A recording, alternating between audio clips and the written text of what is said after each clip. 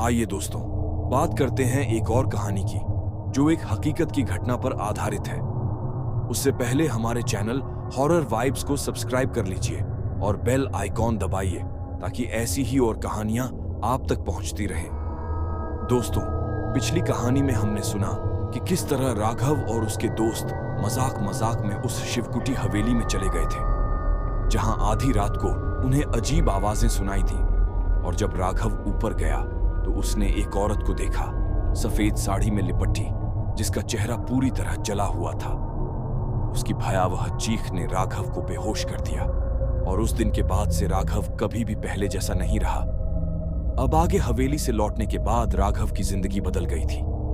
वह अक्सर आधी रात को चीखते हुए उठ जाता। उसका शरीर कांपता और वह बार बार कहता, उसका चेहरा, वो औरत।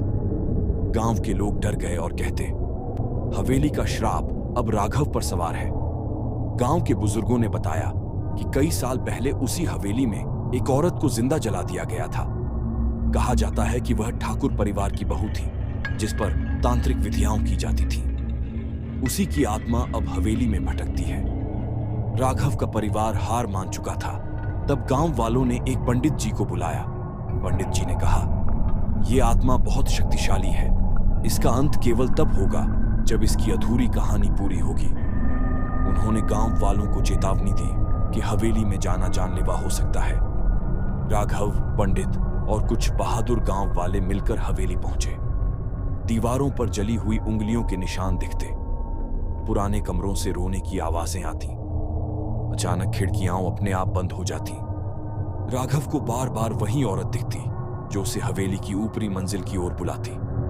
धीरे धीरे असलियत सामने आती है। वह औरत शकुंतला देवी थी, ठाकुर की बहू। ठाकुर ने तांत्रिक के कहने पर उसे जिंदा जला दिया ताकि हवेली में धन धान्य बना रहे। उसकी आत्मा बदला चाहती थी। पंडित मंत्र पढ़ते हैं, दीपक जलाते हैं, पर अचानक औरत की आत्मा प्रकट होती है। उसका चेहरा और भी डरावना, उसकी चीखें दीवारें हिला देती हैं। वह राघव को पकड़ लेती है और कहती है, मैं मुक्त तभी होऊंगी जब इस हवेली का अंत होगा, क्योंकि इस हवेली से मेरी कुछ ऐसी यादें जुड़ी हैं जिनसे मैं चाहकर भी पीछा नहीं छुड़ा पा रही। और यह बंधन तभी टूटेगा जब यह हवेली टूटेगी जिससे मुझे मुक्ति मिलेगी। तब पंडित जी ने गांव वालों से कहा, इस हवेली को तोड़ दो, यही इसका अंत है। गांव वाले मिलकर मशाल और औजार लेकर हवेली को गिराना शुरू करते हैं। जैसे ही हवेली की दीवारें टूटती हैं, औरत की आत्मा जोर से चीखती है और धीरे धीरे राख में बदल जाती है। अंत में एक अजीब सी शांति पूरे गांव में छा जाती है। दोस्तों, इस तरह खत्म हुई शिवकुटी हवेली की भयानक दास्तान। कहते हैं कि जब से यह हवेली ढही है, वहां से कोई आवाज नहीं आती, पर आज भी उस जगह पर जाने की हिम्मत कोई नहीं करता। आपको यह कहानी कैसी लगी?